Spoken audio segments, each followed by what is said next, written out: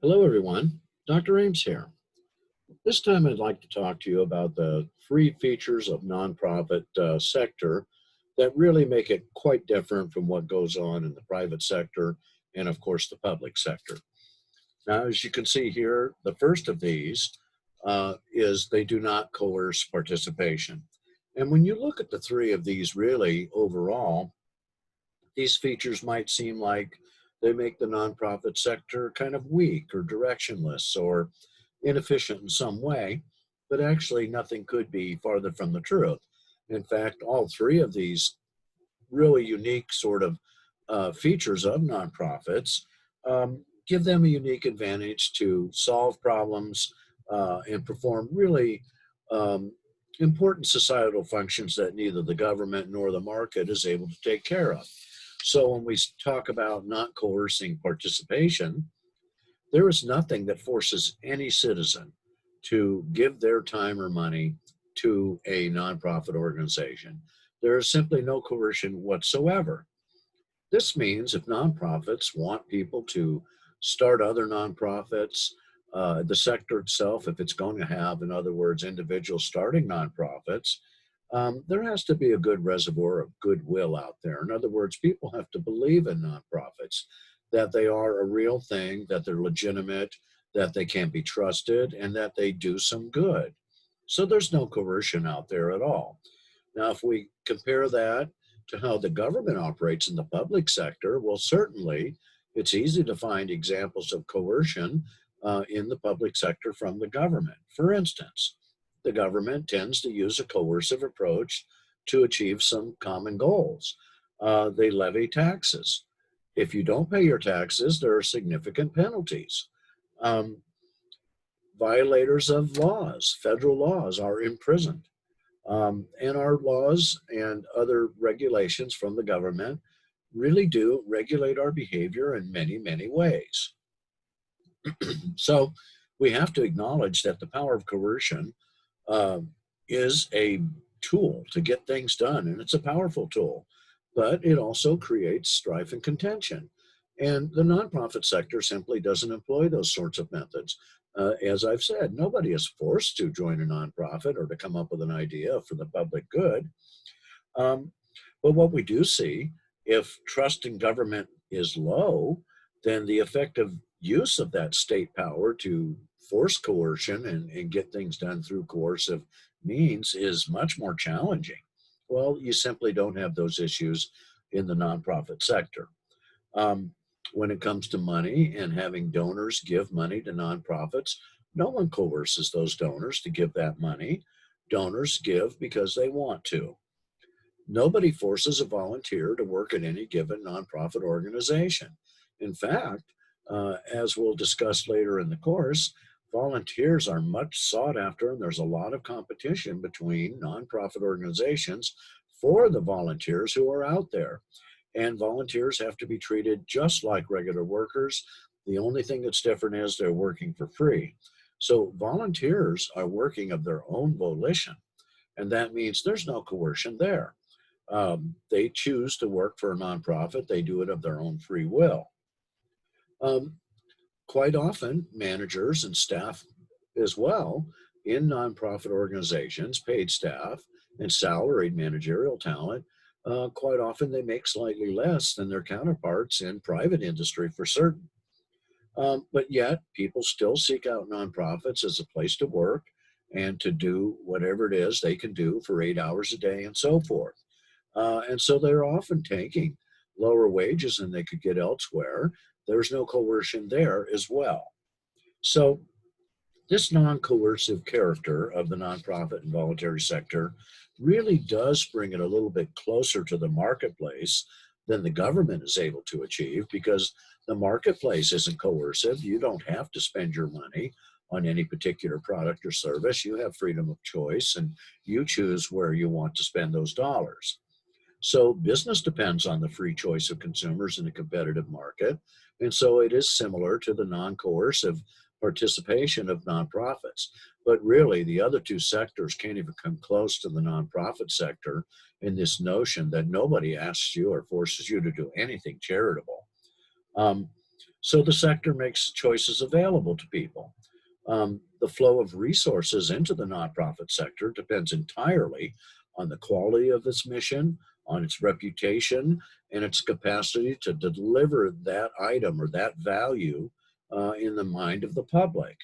Um, so a nonprofit that's perceived of as doing well does attract investors and donors. And the opposite is true. If a nonprofit gains a reputation for not really doing a good job or pursuing its mission, the donor pool will shrink and people will not simply give money to those sorts of organizations. The second feature that we see almost exclusively to nonprofits certainly is that they operate without distributing profits to stakeholders. Now, there's a few misconceptions about this. Um, Not distributing earnings to shareholders sharply differentiates this sector from, say, definitely the business sector. Um, and so nonprofits are put in the position of constantly reassuring their donors and their investors that they are on mission, that they're accomplishing the goals for which they receive some money to pursue, and so forth. And so it does bring the nonprofit and voluntary sector closer to the public sector in this particular sense than it does, and it moves it away from the private, where things are about uh, redistributing profits to stockholders and so forth. In this case, that's not it at all. You're accomplishing your goal, and that's your mission, just like it is in the public sector, serving the public and the goals that you have there. So this non-distribution clause builds legitimacy and public confidence in nonprofits, and it reinforces the perception in the public mind that these entities are acting for the good of the public or the specific good of one group, that they're being charitable. Now, this doesn't mean that a nonprofit can't make money. Certainly, it has expenses, just like a business does or any organization. So it has to make some money. If it can't get enough money through donors and other charitable means itself, it has to do some commercial sorts of ventures, maybe stage events and so forth, or money making revenue exercises to raise some money. So they're allowed to make money, and if they have some left at the end of the year, if they've done it, they've raised some money, and it's not about their mission, but it was a legitimate way to raise money, then they might have to pay taxes on that income. It just depends on if the activities that raised that money were part of their mission or not. So they're allowed to do whatever they want. If they stage a carnival and they're a nonprofit that rescues dogs, well, there's no connection there, and therefore any revenue they would make from their carnival would be taxable. But any money that's left over would go in the bank, and they just couldn't give it out as bonuses or anything to their employees, but they could use it to pay their expenses and to further their programs. Now, the third feature of nonprofits that's quite a bit different from the public agencies, the public sector, and for private companies in the private sector is nonprofits often exist without really clear and simple lines of who's in charge, who's accountable, who owns this venture.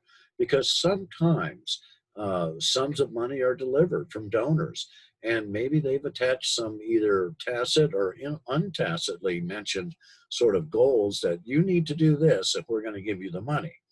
So these uncleared lines, these blurred lines of accountability, can be a real challenge sometimes for nonprofits.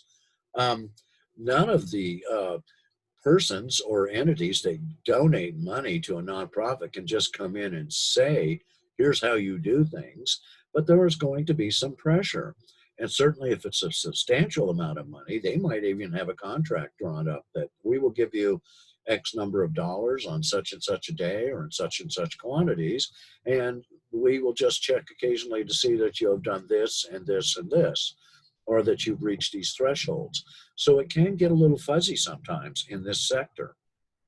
You might have some conflicting interests, different donors have given you money, and so forth. Um, and many conflicting parties could be out there involved. You might have donors or client board members who also have a stake in what's going on and maybe have donated money themselves. You have the workers, you have the local communities and so forth. You have a lot of different parties who are actual stakeholders who are interested in seeing that you are successful, but they might all not have the same exact idea of what is that real success. So you would have to say that, well, none of these key groups are really uh, identified as the key ownership group.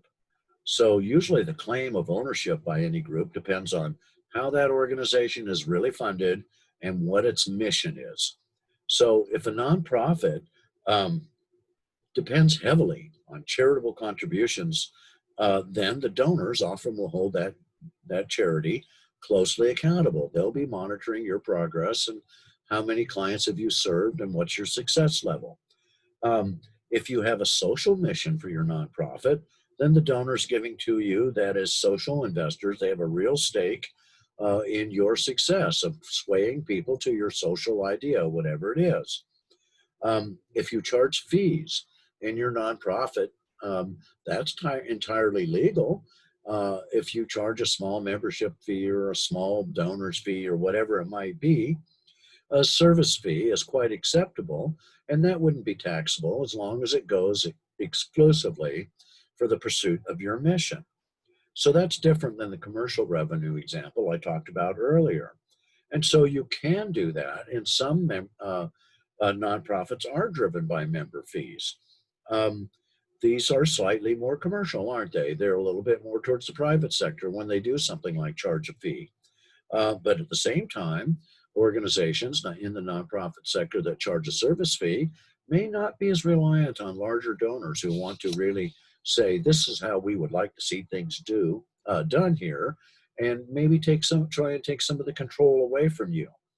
Now, we do have a class of nonprofits today who are actually acting like social entrepreneurs.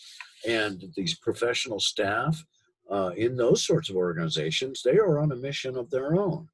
And they are key stakeholders and what they think internally there in the nonprofit itself. They also want to influence the success and the direction and the accountability of the organization. In that case, we find that a nonprofit starts to act more and more like a business as it pursues its goals. And sometimes those goals are market share and things like that. So nonprofits can have a very complex set of ownership and accountability sort of influences, depending on where their funding comes from, especially if it comes from multiple sources. This can be from foundations, from other or private sector corporations, from the government, as well as their own income, earned income from revenue sources. So sometimes it is difficult in a larger organization, a nonprofit, to point to a particular party as the overwhelming key stakeholder. There may be several.